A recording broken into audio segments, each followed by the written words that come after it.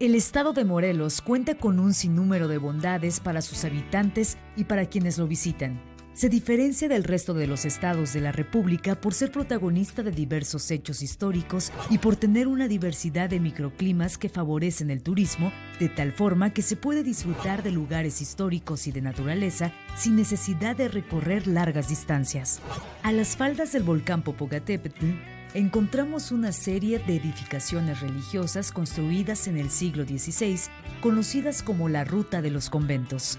Debido a su alto valor histórico y cultural, estos monumentos fueron declarados en 1994 Patrimonio Mundial de la Humanidad por la UNESCO. El 19 de septiembre de 2017, el municipio de Azochiapan, en Morelos, fue epicentro de un sismo cuya magnitud en grados Richter fue de 7.1. El terremoto causó daños estructurales importantes en la mayoría de los monumentos que conforman la Ruta de los Conventos.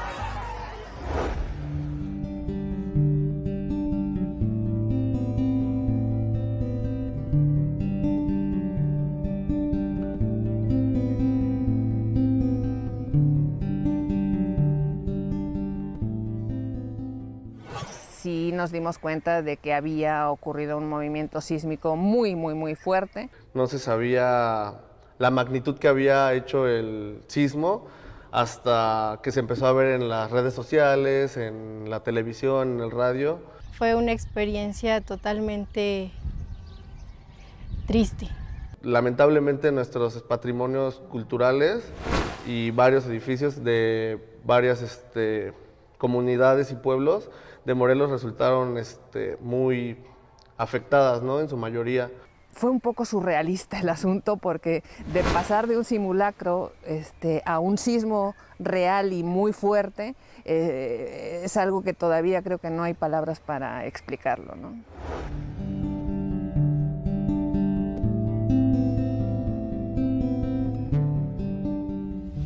El día 19 de septiembre de 2017 todos estábamos muy ordenaditos para hacer el simulacro de acuerdo al sismo del 85, el gran día del simulacro. Se hizo el simulacro, regresamos a nuestras labores en las oficinas y un par de horas después empezó un movimiento muy fuerte, se empezó a mover todas las paredes.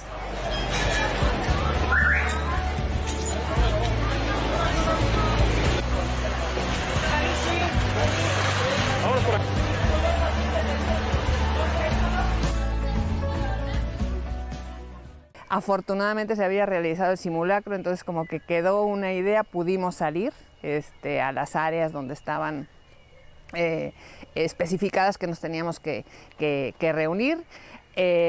Hubo personas que sí se pusieron muy nerviosas, pero pudimos salir. Aguanta granito, pero no te vayas tanto porque no te vayas a quedar esa madre. A una escalera, pues, pero ya está rompiendo la escalera. Se cayeron evidentemente las comunicaciones y vía WhatsApp era lo único que estaba funcionando y gracias a eso empezamos a tener noticias de cómo había estado en todo el estado. Un sismo es un evento total y absolutamente incontrolable y que te saca de cualquier centro de control, realidad y manejo, ¿no? Y fue muy fuerte.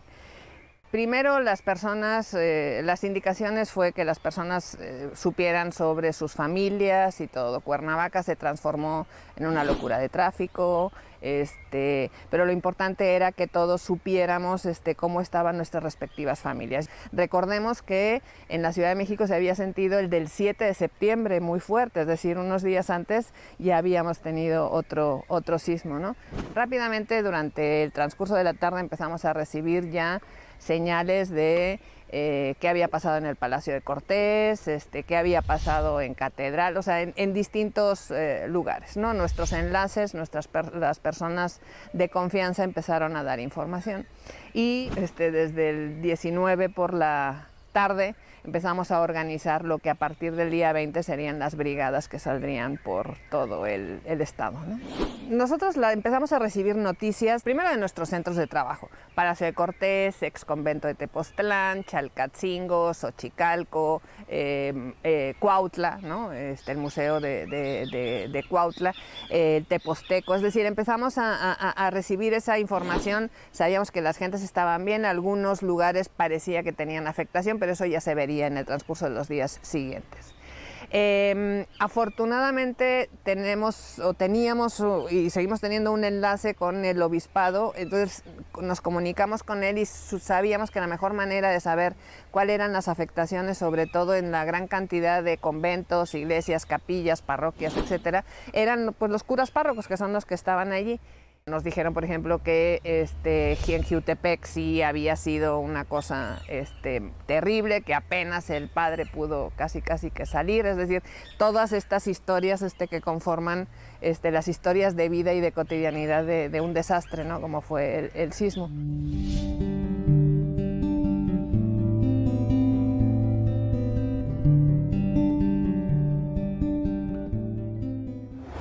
Nuestros arquitectos, por ejemplo, estaban muchos de ellos en recorrido, revisando obra y demás. A uno se les cayó parte de una barda, creo que estaban en la parte de Yautepec, y llegaron aquí con la camioneta toda lastimada, chafada y demás. Entonces, no nos tenían que decir cuál había sido la severidad del daño, sino que lo estábamos viendo porque estábamos recibiendo fotografías constantemente, ¿no? Y los compañeros que venían, pues vimos la camioneta que estaba realmente muy dañada, ¿no?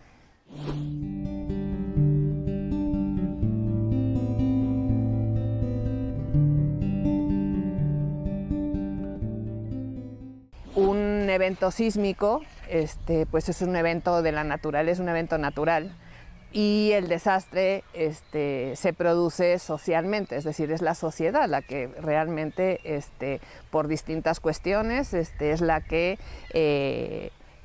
asume y sufre el desastre, ¿no? Yo lo he dicho muchas veces, se rompe la vida cotidiana, los niños no pueden ir a la escuela, no tienen casa, no tienen centro de salud, y en este caso lo que nos corresponde a nosotros, no tenían un espacio donde hacían el culto religioso, que es donde se supone que uno va a sentir que se siente protegido y demás, y en esos espacios pues no se podían usar porque estaban afectados. En mi desarrollo académico, a lo largo de los años, desde hace bastante tiempo, yo he estado trabajando cuestiones relacionadas con desastres, ¿no? Desde estudios históricos sociales de desastres, ¿no? Con cuestiones relacionadas con la construcción social del riesgo, percepción social del riesgo, vulnerabilidad, etcétera, ¿no? Entonces, durante muchos años hemos estado trabajando esta situación, estos temas, y no nada más viendo el desastre como el desastre del patrimonio edificado, sino que el patrimonio edificado tiene un uso social y tiene un significado y un significante en las comunidades y en la sociedad. Pues lo que hice fue hablar con las brigadas que iban a salir a partir del día 20 y decirles que sí, efectivamente era muy importante el censo que nos tocaba realizar, pero que había que contextualizar todo eso en un momento de crisis para los grupos sociales que estaban alrededor de todos esos inmuebles que nosotros teníamos que censar como patrimonio, ¿no?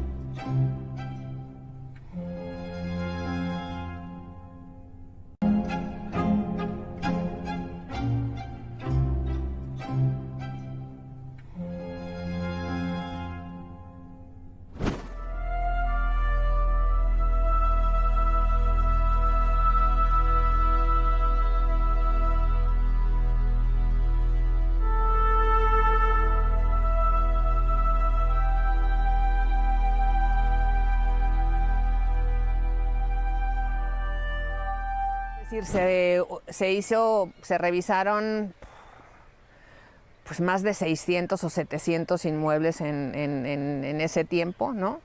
En nuestro censo como de carácter federal quedaron un número de 259, que ese es el número el universo que hemos estado nosotros manejando y sobre los que estamos trabajando, ¿no? Pues hicimos una división geográfica del estado porque había que optimizar los recursos que teníamos, ¿no?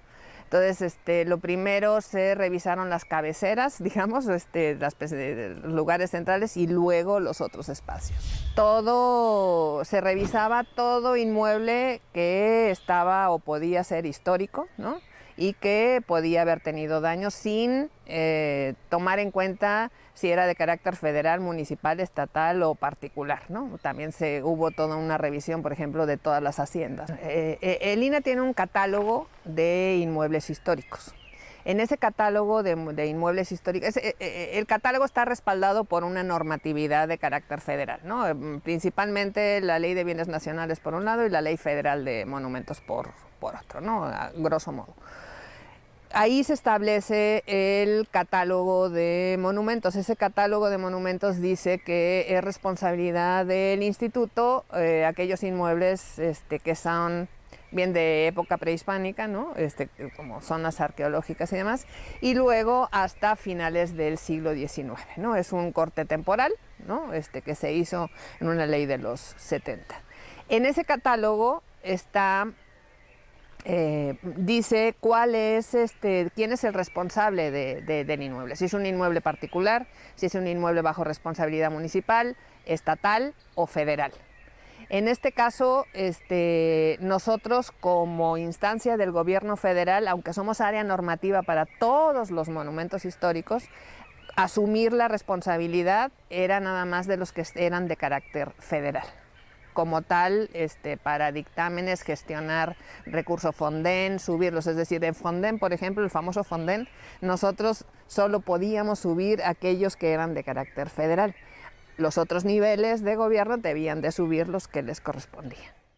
El sismo significó, en palabras de nuestro director general, Diego Prieto, y creo que todos estamos de acuerdo, significó para el patrimonio edificado de México un daño similar al que tuvo en la Revolución Mexicana. Es decir, la afectación, no nada más en Morelos, sino en todos los estados que sufrieron el del 7 y el 19 de septiembre, fue inmenso. El reto era atender la restauración y el reto por la especialidad que requiere, es decir, todo el mundo puede aprender a hacer cosas, pero para intervenir un monumento histórico tipo los conventos, por ejemplo, del Popocatépetl, se requiere de una especialidad, es decir, hay que saber trabajar con los materiales que están construidos originalmente el convento, hay que saber trabajar con cal, hay que saber trabajar con arena, piedra, etcétera, ¿no? Que es distinto a trabajar con otros materiales, concreto, acero, etcétera, ¿no? Exactamente. Entonces, el primer gran reto fue generar una base de datos de empresas que tuvieran el currículum, en su currículum, trabajo de intervención en inmuebles patrimoniales, en inmuebles históricos. Eso ya redujo evidentemente el número de empresas que podían estar realizando ese tipo de trabajo, ¿no? Ese es un trabajo que se realizó junto con las áreas normativas centrales del instituto, porque las empresas además tenían que tener un arquitecto residente especialista o un arquitecto especialista en restauración, ¿no? Para saber cómo se llevaban a cabo las cosas. La mano de obra que se utiliza, es decir, las personas que están trabajando tienen que saber cosas totalmente distintas, no es nada más poner ladrillos, sino que a la hora de coser hay que cortar la piedra, picarla, hacerla, subirla, es decir, es como bastante más complicado. Entonces, lo primero es la especialidad, ¿no? Entonces, una vez ya se tuvo eso de acuerdo al nivel de daños de los inmuebles que se iban a otorgar, hubo reuniones colegiadas en las cuales se dictaminaba el inmueble, el daño que tenía y el perfil de las empresas, ¿no? Y se proponía. Nosotros, acuérdense que trabajamos en un principio con los seguros institucionales y el INAH no contrata directamente sino a las empresas, sino que propone a la aseguradora, decir, bueno, de acuerdo al daño que tiene este inmueble, de acuerdo al perfil de intervención que se necesita, pues quizá entonces ya es un acuerdo entre privados, ¿no? Entre la empresa y demás. Y nosotros lo que sí hacemos es dictaminar proyectos, hacer supervisión, bitácoras, etcétera, etcétera, toda la parte técnica para que todo se lleve de acuerdo bien. Pero sí, la dificultad de encontrar empresas especializadas en ese trabajo sí ha sido grande. Debo decir que aquí en Morelos se organizaron algunas empresas y algunos arquitectos restauradores y muchos de los que están interviniendo en muchos lugares en inmuebles de Morelos son de acá, son empresas locales. El INAH es un área técnica y normativa principalmente, ¿no? Y en este caso nuestros arquitectos peritos cumplieron dos grandes funciones: dictaminar el inmueble, porque a partir del dictamen es como se evoluciona la forma en que se va a intervenir en inmueble, el proyecto y de intervención y demás. Y en un segundo momento lo que son las tareas y las competencias propias del instituto, desde dictaminar el proyecto, desde hacerle el seguimiento, abrir bitácora de obra, hacer las supervisiones, ir viendo estimaciones, es decir, todo ese trabajo es el que realizan nuestros arquitectos, que son especialistas en restauración y en patrimonio cultural. Tenemos también una división regional con grupos de arquitectos que tienen a su cargo diversas de las obras que están funcionando. Ahora tenemos caminando en distintos porcentajes de avance y lo que hacen es, por lo menos cada 2 semanas se hace una revisión, se va in situ, se firma la bitácora. La bitácora es como el instrumento legal que nosotros tenemos técnicamente para demostrar el avance de la obra y todo lo demás. Y cuando finaliza, se hace un acta de entrega-recepción. Si son iglesias, parroquias y demás, se le notifica al señor obispo, porque él es el responsable legal de la Diócesis de Cuernavaca, es el responsable legal, y entonces pues ya se puede utilizar el inmueble.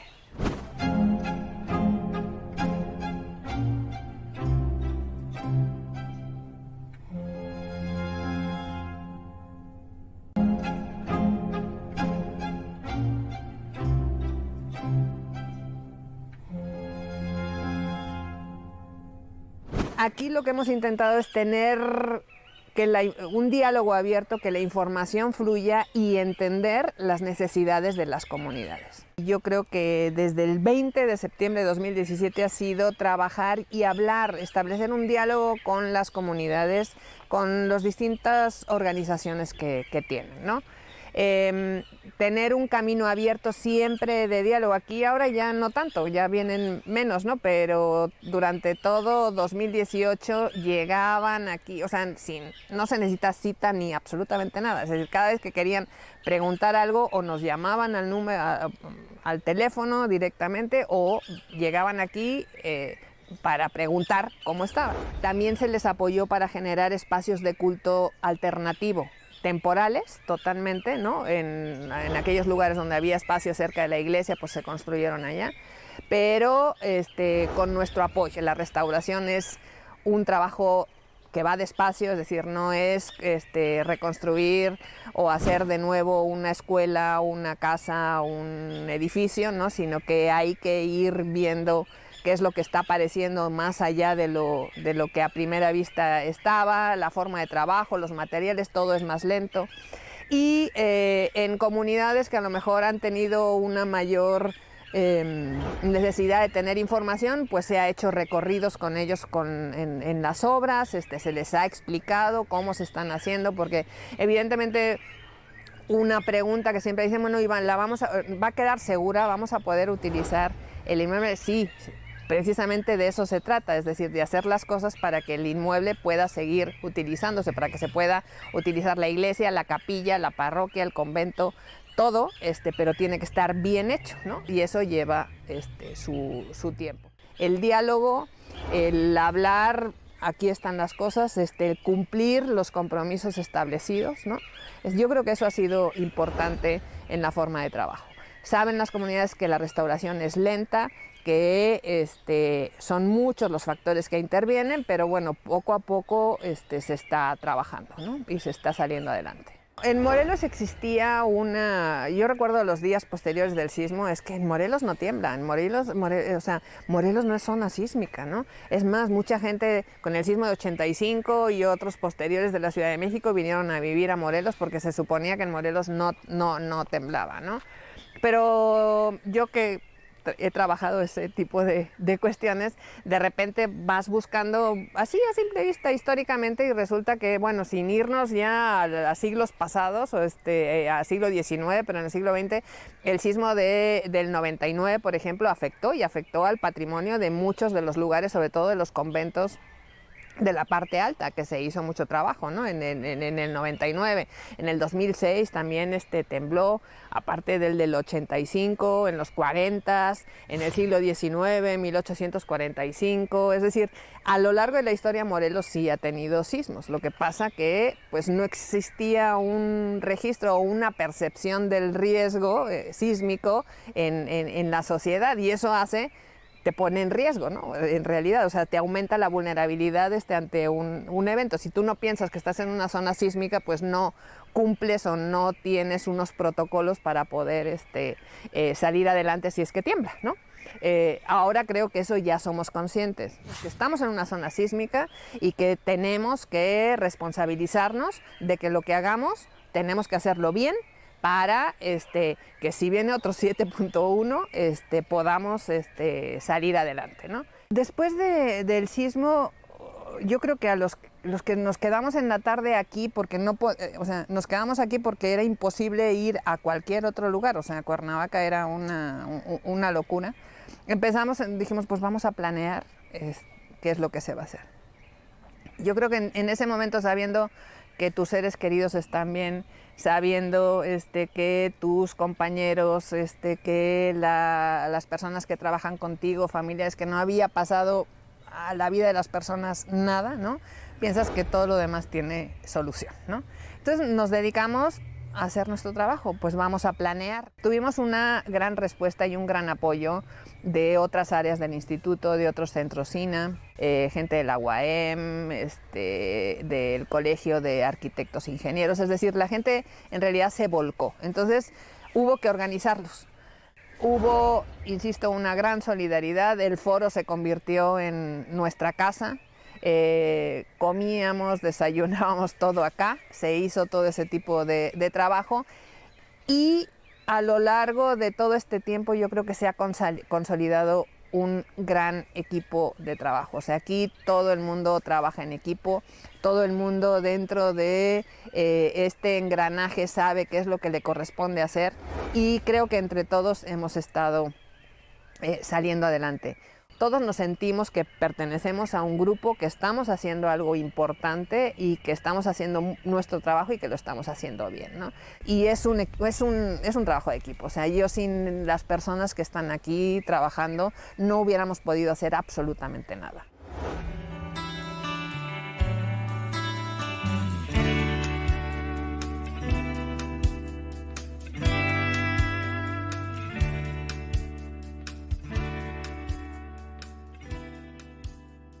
A 2 años del terremoto del 19 de septiembre, los daños existentes en la ruta de los conventos siguen visibles, pero con el esfuerzo conjunto de los expertos del Instituto Nacional de Antropología e Historia y los habitantes de las diversas comunidades, las obras van avanzando paso a paso, de forma que algunos monumentos ya se encuentran parcialmente abiertos al público.